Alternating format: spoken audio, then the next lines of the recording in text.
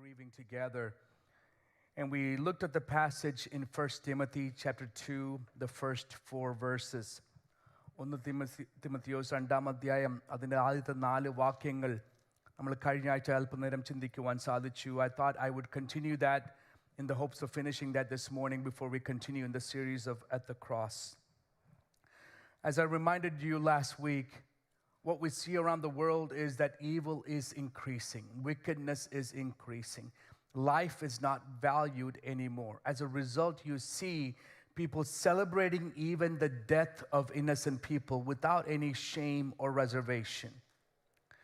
Knowing that this could happen, knowing that evil exists, knowing that Pastor Timothy has been now ordained as a church in Ephesus, and he has different responsibilities to shepherd the church as well as to be mindful of what is going on.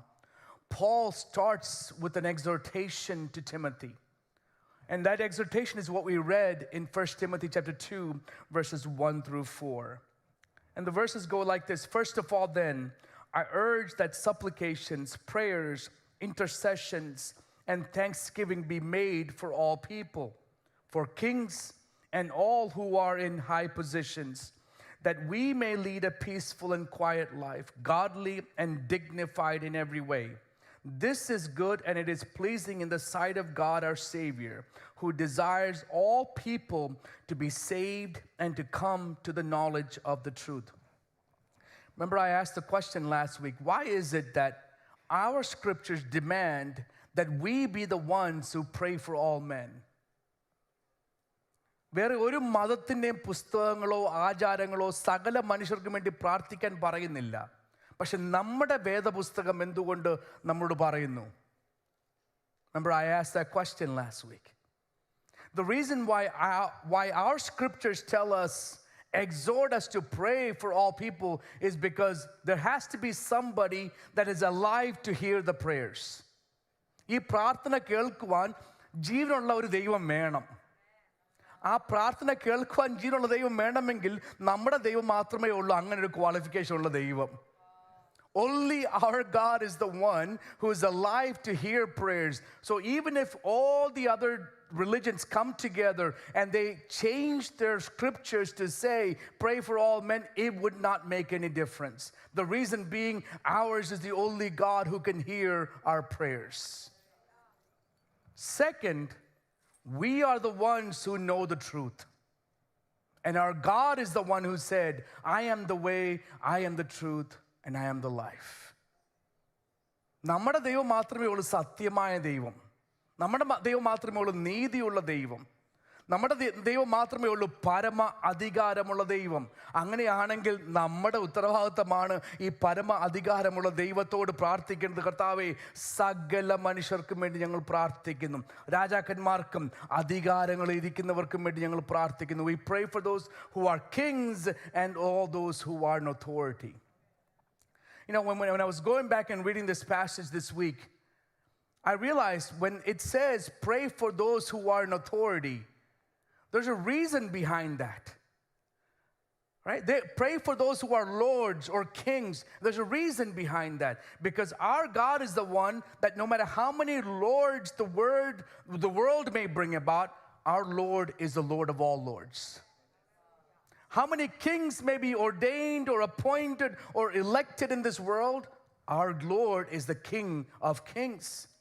No matter how many people come into authority, my God has the greatest of authority. So God is saying kingship, authority, ruleship, lordship, all of those are good. Those are God ordained. Why? Because He is the climax. He's the apex of all things that is lordship, all things that is kingship, all things that is authority. So that's why the scriptures exhort us that we must pray for all men. Where we stopped last week was there's 4 aspects or 4 ways that Paul describes prayer to us in this verse. 4 വിധ രീതികളിലാണ് പൗലോസ് തിമോത്തിയോസിനോട് പ്രാർത്ഥനയെ പറ്റി പറയുന്നത്. 4 വാക്കുകളാണ് നമ്മൾ അവിടെ എടുത്ത് ചിന്തിച്ച് ഓർക്കുന്ന വാക്കുകൾ. What are the words that we see there? Yajana, supplications, പ്രാർത്ഥന, prayers, മധ്യസ്ഥ പ്രാർത്ഥന, intercession, സ്തോത്രം. പ്രാർത്ഥനയുടെ ഒരു 4 sections നമുക്ക് വേണമെങ്കിൽ പറയാം. If you think simplistically, we can say Paul is telling us, pray as many different ways you want to pray. It's never wrong. Supplications, prayers, intercession, and giving of thanks. Now, we asked the question last week, and I gave you a homework assignment. What's the difference between these 4? Supplications, prayers, intercession, and giving of thanks. Intercession is easy to define. നമുക്ക് എല്ലാവർക്കും അറിയാം. മധ്യസ്ഥ പ്രാർത്ഥന എന്ന് പറഞ്ഞാൽ നമുക്ക് എല്ലാവർക്കും അറിയാം. അതിനൊരു കുഴപ്പമില്ല അല്ലേ? We can pretty much easily define what intercessory prayer is. What is supplication? യാചന. മലയാളത്തിൽ നമ്മൾ ചിന്തിക്കാം, എന്തോ ആരാ യാചിക്കുന്നത്? ആരാ യാചിക്കുന്നത്? എന്തോ? യാചകനായി യാചിക്കുന്നത്. എന്തുകൊണ്ടായിരിക്കും ഒരു യാചകൻ യാചിക്കുന്നത്? നിസ്സഹായ അവസ്ഥയിൽ അല്ലേ? Why would somebody, the dictionary definition of supplication is a humble begging. A humble, ഒരു വിനയപൂർവമുള്ള ഒരു യാചന. We don't beg. But we've seen people beg. Why do they beg? Because there are some things that they are unable to do. അവർക്ക് ചെയ്യാൻ സാധിക്കാത്ത എന്തോ ഒരു വിഷയമുണ്ട്. If you came to the US, if you migrated to the US in the late 80s or early 90s, in Dallas, I can tell you my experience, and maybe Pastor Amama knows this too. Not a lot of people had cars. So if you go to work, you find people that are in the same shift in the same place. And you go to that person and say, sister, പോകുമ്പോൾ എന്നെ കൂടെ ഒന്ന് കൊണ്ടാവോ? അല്ലെങ്കിൽ കടയിൽ പോകുമ്പോൾ എന്നെ കൂടെ ഒന്ന് വിളിക്കാമോ? കാരണം ഒരു വണ്ടി ഉള്ളായിരിക്കും ഒരു വീട്ടിൽ.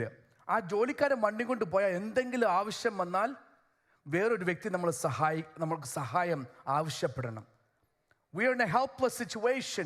So what do? We go and ask someone, one, because we are unable to serve ourselves. Second, നമ്മളോട് ആരോടായിരിക്കും നമ്മൾ യാചിക്കുന്നത്? നമ്മളെക്കാട്ടിലും കഴിവുള്ള, നമ്മുടെ നിസ്സഹായ അവസ്ഥയെ മറികടന്ന് അതിനുവേണ്ടി പ്രവർത്തിക്കുവാൻ കഴിവുള്ള ഒരു വ്യക്തിയോട് നമ്മൾ ചോദിക്കത്തുള്ളൂ. അന്നേരം പൗലോസ് തിമോഥെയോസിനോട് പറയുന്നത്, നീ യാചന സമർപ്പിക്കണം. ആരോടാ? ദൈവത്തോട്. You must present your supplications to the Lord. Why? There are things, Timothy, that as a pastor you cannot and will not be able to solve for. There are things that come into your life that you can't ask for. There are people that you will come across that you can't change. Their perspective is already set in stone. But there is someone who can change that situation. There is someone who can transform heart. Yes, you may be helpless, but Paul is saying, Timothy, I know someone who is not helpless, but I know someone who is willing to help you. നമ്മളെ സഹായിക്കുവാൻ കഴിവ് മാത്രമല്ല, ഒരു മനസ്സുള്ള ഒരു ദൈവമുണ്ടെന്നാണ് പൗലോസ് തിമോഥെയോസിനോട് പറയുന്നത്. When we think about that definition, അങ്ങനെ നമ്മൾ ആ യാചനയെ പറ്റി നമ്മൾ ചിന്തിക്കുമ്പോൾ, when we think about that definition, my thoughts went to a blind man sitting on the roadside. And the blind man heard Jesus is coming by. ആ കുരുടനായ മനുഷ്യൻ കേട്ടു, യേശുക്രിസ്തു ആ വഴി വരുന്നു. ഇത്രയും ദിവസം യാചിക്കുമായിരുന്ന മനുഷ്യൻ, വരുന്ന മനുഷ്യരുടെ നിന്നെല്ലാം കിട്ടുന്ന ചില്ലറ കാശ് കൊണ്ട് ഇങ്ങനെ ജീവിച്ചു പോകുന്നു. അത് മാത്രമല്ല, ആരുടെയെങ്കിലും സഹായത്താൽ ആ വഴിയരികെ വന്നിരിക്കുന്നു. അതിനുശേഷം ആരുടെയും സഹായത്താൽ ആ വീട്ടിൽ കടന്നു പോകുന്നു. He comes to the street with the help of someone. He goes home with the help of someone. And he's begging, and people going by, perhaps making fun of him, perhaps giving him something, perhaps kicking something. You know, they might be treating him in all different ways. But the moment he heard Christ was coming by, യാചന മാറി, ആ ശബ്ദം മാറി, ആ അതിൻ്റെ ഗൗരവം ഒന്ന് മാറി. His tone changed, his voice changed, his pleading changed. He's not asking Jesus, can you give me more money than everybody else? He's begging. യേശുവേ, ദാവീദ് പുത്ര, എന്നോട് കരുണ കാണിക്കണമേ. Jesus, son of David, have mercy on me. You know, when you read that, you can understand this person has never experienced mercy in his life. He's been begging. He's been presenting his supplications over and over again. All these years that he has sat by the road, not a single person had mercy upon him. But he knew of one. ചിന്തിച്ചു നോക്കിയേ, കണ്ണ് കാണുന്ന ആൾക്കാരെക്കാട്ടിലും വെളിപ്പാടുള്ളവനായിരുന്നു ആര്? ഈ കുരുടനായ മനുഷ്യൻ. This blind man had better revelation than many people who could see, because all he did was he asked, what is the noise about? എന്താണ് ഈ ശബ്ദം? അന്നേരം അവിടെ നിൽക്കുന്ന ആൾക്കാരൊക്കെ പറഞ്ഞു, യേശുക്രിസ്തു വരുന്നു. യേശുക്രിസ്തു വരുന്ന ഉടനെ പറഞ്ഞപ്പോൾ എന്താണ് യുക്തിപരമായി ചിന്തിക്കുവാണെങ്കിൽ, if you think logically, if someone is telling you, if I tell you pastor is coming by, you're going to say pastor, right? When Jesus is coming by, he should have said, oh, Jesus is coming by, great. പക്ഷെ അദ്ദേഹത്തിൻ്റെ വിളി സംബോധന കേട്ടോ, യേശുവേ, ദാവീദ് പുത്ര. Let's pause there for a minute. I want you to understand his perspective. ഇതുവരെയും കണ്ണ് തുറന്ന ഒരൊറ്റ വ്യക്തിയെ കാണാത്ത വ്യക്തി പറയുന്നു, ഈ യേശു വരുന്നുണ്ടെങ്കിൽ എനിക്കൊരു വെളിപ്പാടുണ്ട്. ഈ എന്താണെന്നറിയാം വെളിപ്പാട്? ഇതാണ് മശിഹ. When he says son of David, he knew from all the things that people have been talking around him, he knew if Jesus Christ is coming, I know who he is. The Messiah comes from the lineage of David. Therefore, I will address him not just somebody that is a good teacher, a good prophet, a good healer. No, I will address him as the one he is worthy. He is Messiah. So this blind man says, Jesus, son of David. The second thing he says, if he is the Messiah, he can have mercy upon my life. ഇത് മശിഹയാണെന്ന് എനിക്ക് അറിയാം. ഈ മശിഹ ആയോണ്ട് എൻ്റെ ജീവിതത്തിൽ കൃപ കാണിക്കുവാൻ, കരുണ കാണിക്കുവാൻ ഏറ്റവും നല്ലൊരു വ്യക്തിയാണ് എൻ്റെ അടുക്കൽ കടന്നു വരുന്നത്. അതുകൊണ്ടാണ് ഈ കുരുടൻ വിളിച്ചു പറയുന്നത്, യേശുവേ, ദാവീദ് പുത്ര, എന്നോട് കരുണ തോന്നണമേ.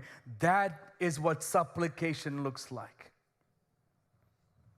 മോളേൻ്റെ പറഞ്ഞതുപോലെ ഇദ്ദേഹം കരയാൻ തുടങ്ങിയപ്പോൾ, യാചിക്കാൻ തുടങ്ങിയപ്പോൾ ചുറ്റുപാട് നിൽക്കുന്നവർക്കെല്ലാം ഒരു കുശുമ്പ്. നിനക്ക് പദവിയില്ല, നിനക്ക് സ്ഥാനമില്ല, നീ ഒരു ഭിക്ഷക്കാരനാണ്, you're disabled, you're not worthy in the society, you're rejected, we don't want you to talk, you're abandoned. Everybody is criticizing him. പക്ഷെ അതെന്തെങ്കിലും അദ്ദേഹത്തെ ഏതെങ്കിലും രീതിയിൽ വിസമ്മതിപ്പിച്ചോ? എത്രത്തോളം ആൾക്കാർ മിണ്ടാതിരിക്കാൻ പറഞ്ഞു, അത്രത്തോളം അവൻ ശബ്ദം ഉയർത്തി വീണ്ടും വിളിക്കുക.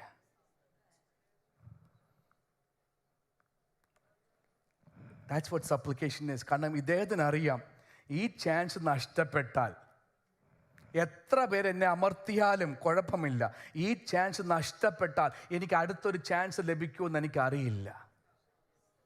If I lose this opportunity, I don't know if I may receive another one. I don't care how many people discourage me in calling out the name of Jesus. I'm going to do it because I am presenting my supplication to the only one person, and my supplication is, God, have mercy on me. നമ്മൾ സകല മനുഷ്യർക്കും വേണ്ടി യാചിക്കുമ്പോൾ ഒരു വാക്ക് നമ്മൾ പറയണം, കർത്താവേ, അവരെന്നെ നിശബ്ദയാക്കാൻ നോക്കി, എന്നെ അമർത്തുവാൻ നോക്കി, എന്നെ ഒറ്റപ്പെടുത്തി, അതൊക്കെ ചെയ്തോട്ടെ കർത്താവേ, എങ്കിലും അങ്ങൊന്ന് കരുണ കാണിക്കണമേ. Lord, have mercy on all those, even if they oppose me. Second thing that Paul talks about is prayers. രണ്ടാമതായി ഇവിടെ കാണുന്ന വിഷയം പ്രാർത്ഥന. യാചനയുണ്ട്, പ്രാർത്ഥനയുണ്ട്. What are prayers?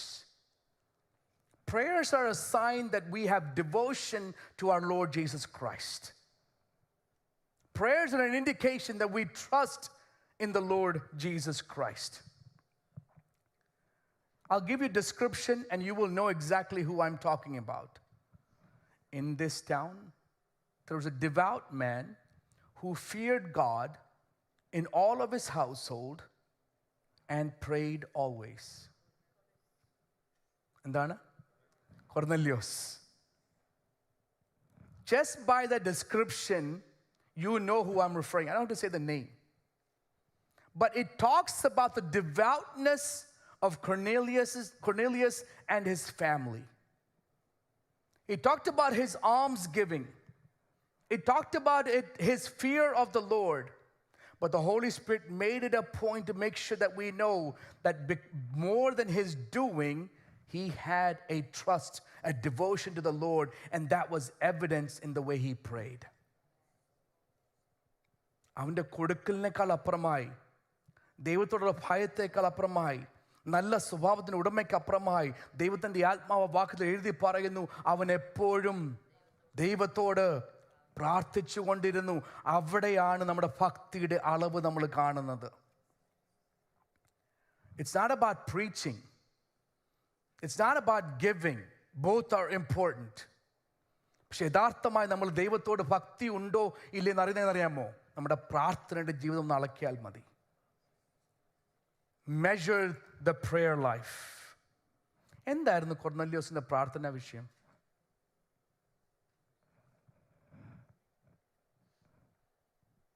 Anybody know? Acts chapter 10, right, is where we find Cornelius' story being written in the Bible.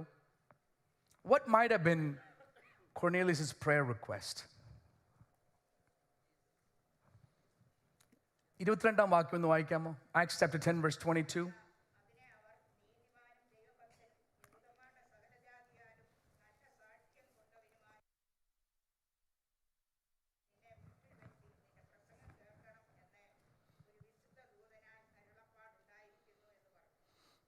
This is my understanding as I read that chapter.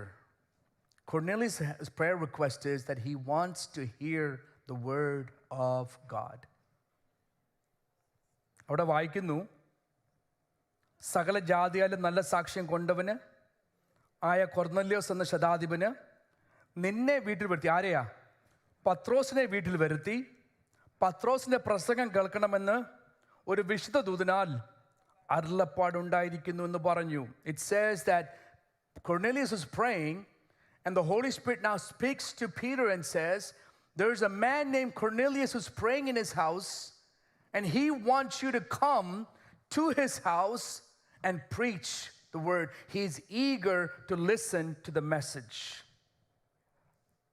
പക്ഷേ ഈ പ്രാർത്ഥനയിൽ കൂടെ പാസ്റ്റർ പത്രോസിനെയും ദൈവത്തിന് ഒരു മാറ്റം ഉണ്ടാക്കണമായിരുന്നു. Through this prayer of Cornelius, through this interaction or engagement with the Holy Spirit, God wanted to make sure that Peter's perspective was also changed. കാരണം ഇതുവരെയും പത്രോസിന്റെ ചിന്ത എന്നറിയാമോ? ഇതൊരു യഹൂദന്മാർക്ക് വേണ്ടി മാത്രമുള്ള രക്ഷ. This is the message only for Jews. No one else should be partakers of that. ഈ പ്രാർത്ഥന കേട്ട ദൈവം, മറുപടി കൊടുത്ത ദൈവം, പത്രോസിനെ അയച്ച ദൈവം, പത്രോസ് വീട്ടിൽ ചെന്നപ്പോൾ 34 വാക്യം അവിടെ വായിക്കുന്നു, അപ്പോൾ പത്രോസ് വായ തുറന്ന് പറഞ്ഞു തുടങ്ങിയത്, ദൈവത്തിന് മുഖപക്ഷം ഇല്ല. So Cornelius is praying, Lord, send me someone who can preach the word.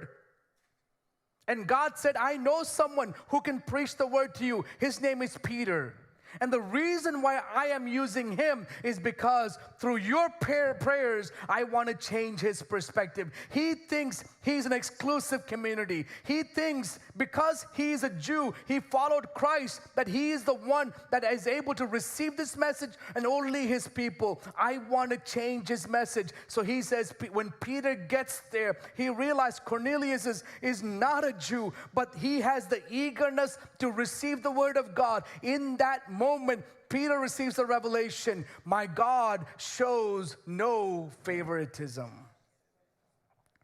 ഒരൊറ്റ മുഖപക്ഷമില്ലാത്ത ദൈവം, ആരെങ്കിലും ദൈവത്തിൻ്റെ വചനം കേൾക്കുവാൻ ദാഹിക്കുന്നുണ്ടെങ്കിൽ, ആഗ്രഹിക്കുന്നുണ്ടെങ്കിൽ, ഒരു മുഖപക്ഷമില്ലാതെ അവരുടെ മുൻപാകെ ദൈവത്തിൻ്റെ വചനം എത്തിക്കുന്ന ഒരു ദൈവമാണ് നമ്മുടെ ദൈവം. ദൈവത്തിന് മുഖപക്ഷമില്ല എങ്കിൽ ഈ ദൈവത്തെ അനുഗമിക്കുന്ന നമുക്ക് മുഖപക്ഷം സാധിക്കുമോ മക്കളെ?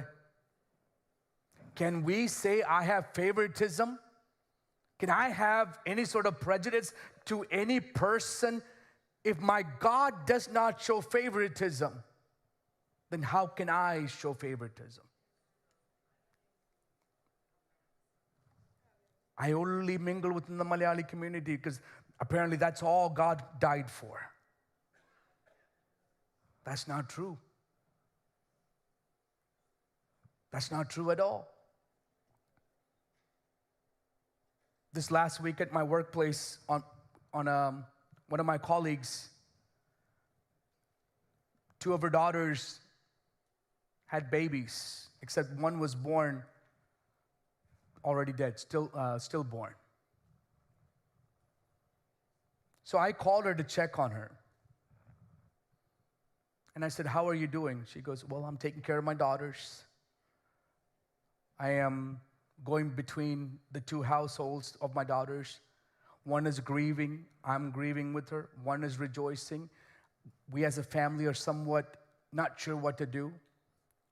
So I just checked in on her and we talked. She sort of shared her heart with me, and I said, this is when I was traveling for work, and I said, is it okay if I pray for you?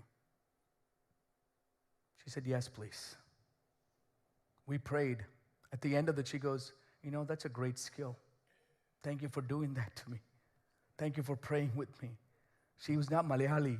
She's not even Indian. But people of God, my God shows no favoritism.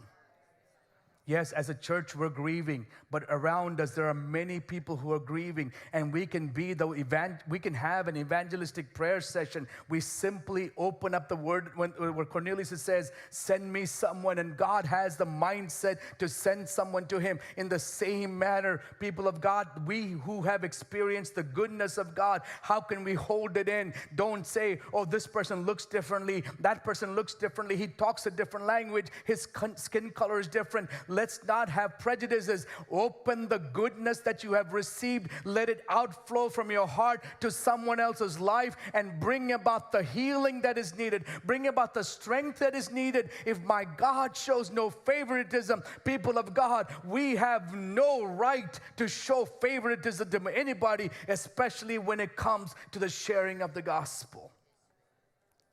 That's why in the book of Revelation, God made it a point to say that when he opened his eyes and looked, there I see people from all language, people from all tribes, people from all nations standing together and worshiping and saying, "Hosanna, Hosanna, Hosanna, worthy is the Lamb who was slain." And we have been praying that from this surroundings, that people would come into this sanctuary, hear the name of the Lord Jesus Christ, receive the healing, receive the power, and understand the love of Christ. We have been praying. I'm asking you this morning, is your heart open enough, willing enough to receive the people that may be of different language coming in? Are we able to say, yes, I will not have prejudice because my God shows no favoritism?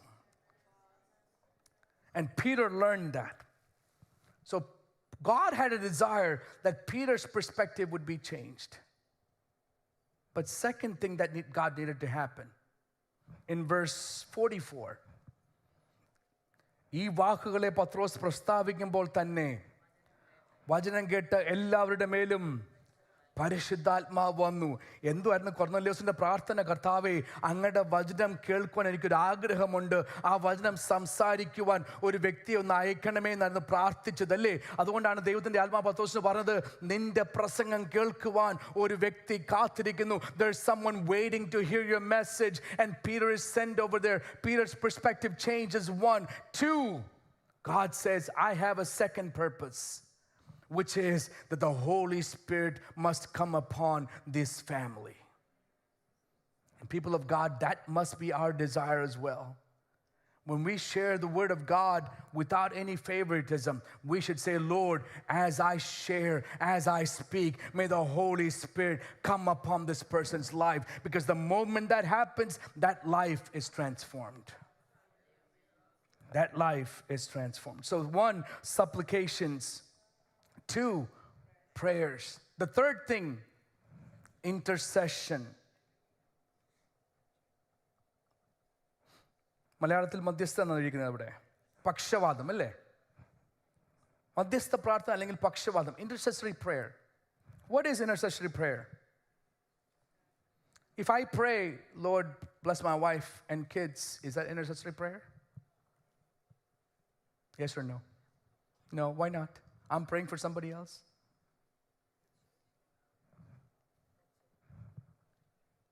ഉറക്കെ പറഞ്ഞു പോവേ. Is that intercessory prayer? Okay, everybody's saying no. I'll go along with that. Then what is intercessory prayer? Standing in the gap. Okay. What does that mean? It's okay to have a discussion, right? Everybody looks really odd. This is not what normally happens. ഒന്ന് ശകലം മാറ്റി നോക്കിയത് കേട്ടോ. I'm sorry?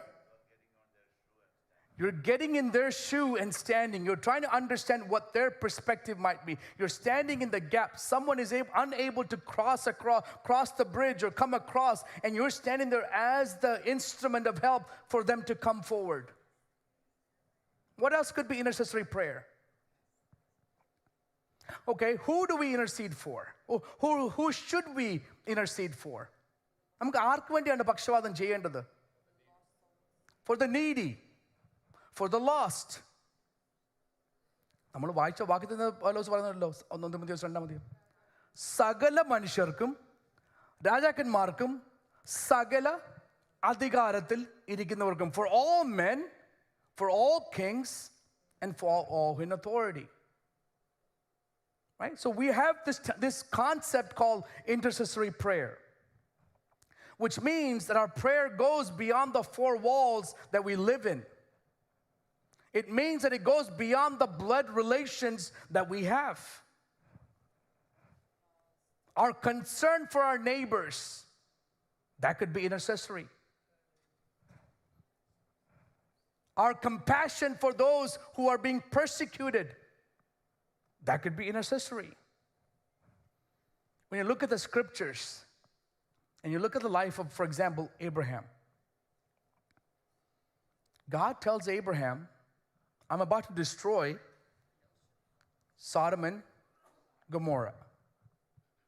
Is Abraham safe? അബ്രഹാമിനെ സോദോമും ഗോമറ നശിപ്പിച്ചാൽ അബ്രഹാമിന് എന്തെങ്കിലും നഷ്ടം ഉണ്ടാകുമോ? Any loss for him? He's completely safe. Now he has one connection there, right? He has one connection there. അബ്രഹാമിന് പറയാമായിരുന്നു, അവൻ വഴക്കുണ്ടാക്കി, എൻ്റെ ദാസന്മാരോടും വഴക്കുണ്ടാക്കി, അവൻ്റെ ഇഷ്ടപ്രകാരം തിരഞ്ഞെടുത്ത് പോയതാ, അവൻ അനുഭവിക്കട്ടെ. He deserves it, Abraham could have said. പക്ഷെ അബ്രഹാമിൻ്റെ പ്രാർത്ഥന കേൾക്കണമോ? കർത്താവേ, 50 നീതിമാന്മാരുണ്ടെങ്കിൽ ആ പട്ടണത്തെ അവിടെ നിർത്തിയില്ല. പറഞ്ഞ് എത്ര ആക്കി? 10. അബ്രഹാമിന്റെ മനസ്സൊന്ന് ചിന്തിച്ചു നോക്കിയേ. ആ പക്ഷവാദത്തിന്റെ താല്പര്യം ഒന്ന് ചിന്തിച്ചു നോക്കിയേ. മധ്യസ്ഥ പ്രാർത്ഥനയുടെ ഗൗരവം ഒന്ന് മനസ്സിലാക്കിക്കേ. Right? Look at Abraham's heart. He started with 50 and he worked all the way down. He's negotiating with God in this intercessory prayer. He works all the way down to 10. ഞാൻ വായിക്കുമ്പോഴെല്ലാം അവർക്ക് എന്തോ ധൈര്യമായിരുന്നു അബ്രഹാമിനോട് ദൈവത്തോട് ചോദിക്കാൻ. ഒരു പോലീസ് ഓഫീസറിന്റെ മുൻപേ ഇത് നമ്മൾ നെഗോഷിയേറ്റ് ചെയ്യുന്നല്ലോ, സാറേ ഒരു വാർണിംഗ് എന്ന് വിടാമോ എന്ന് പറയുന്നത് പോലെ ദൈവത്തോട് പറയുക, ദൈവമേ 50. കർത്താവ് പറഞ്ഞു, ദൈവം പറഞ്ഞു 50 ഉണ്ടെങ്കിൽ വിട്ടേക്കാം. എന്നിട്ട് അബ്രഹാമിന് മനസ്സിലായി 50 ഇല്ല എന്ന്. 40 പറഞ്ഞു, അവിടെ അതും ഇല്ലെന്ന് മനസ്സിലായി. 10 വരെ പറഞ്ഞു. ആ 10 വരെ പറഞ്ഞപ്പോഴും നമ്മുടെ ദൈവത്തിൻ്റെ ആ പ്രതികരണം മനസ്സിലായോ? ഒരൊറ്റ പ്രാവശ്യം പോലും ദൈവം പറഞ്ഞില്ല, ഇല്ല അബ്രഹാമേ, നിൻ്റെ പ്രാർത്ഥനയ്ക്കും നിൻ്റെ മധ്യസ്ഥതയ്ക്കും ഒരു വിലയുമില്ലെന്നല്ല പറഞ്ഞത്. അബ്രഹാം എന്താഗ്രഹിച്ചോ, എന്തപേക്ഷിച്ചോ, 10 ഉള്ളെങ്കിൽ 10 വേണ്ടി ആ പട്ടണത്തെ രക്ഷിക്കാമെന്ന് മനസ്സ് കാണിക്കുന്ന ഒരു ദൈവം, ആ മധ്യസ്ഥ പ്രാർത്ഥന കേൾക്കുന്നൊരു ദൈവമാണ് നമ്മുടെ ദൈവം. അങ്ങനെയാണെങ്കിൽ ദൈവമക്കളെ, ഈ 400 പേർ ഇരിക്കുന്ന സഭയിൽ നമുക്ക് ഒരുമിച്ച് ഈ പട്ടണത്തിന് വേണ്ടി മധ്യസ്ഥ പ്രാർത്ഥിച്ചാൽ നമ്മുടെ പ്രാർത്ഥനയ്ക്ക് ദൈവം മറുപടി തരത്തില്ലയോ? Will God not respond if the 400 or 500 of us that come together on Sundays, if we have intercessory prayer for our city, especially as we start our fasting and prayer, as we spend time, let's pray for the city, the surroundings, and say, Lord, yes, we want people to flood in and to know the love of the Lord Jesus Christ. We want people to come in and know they don't have to live the life that they're living. There's something much more valuable, much more satisfying, much more eternal, and they only have one choice ahead of them. Lord, you have shown us the goodness. We have experienced the mercy, and through us, let others experience the same mercy. If we intercede, will not the same God who heard the prayers of Abraham, will he not hear our prayers? If Abraham had the boldness to come before God and to negotiate with them and keep on asking for the welfare of a city that he has no relation to and he would be completely safe from, what about the city that we live in and we enjoy the blessings of? Intercessory prayers goes beyond the 4 walls and the bloodlines and the blood relations that we have. We have true concern for the welfare of others. മോശയുടെ മധ്യസ്ഥ പ്രാർത്ഥനയോ? Even Moses' prayer. He says, God, you brought these people. Your power was shown.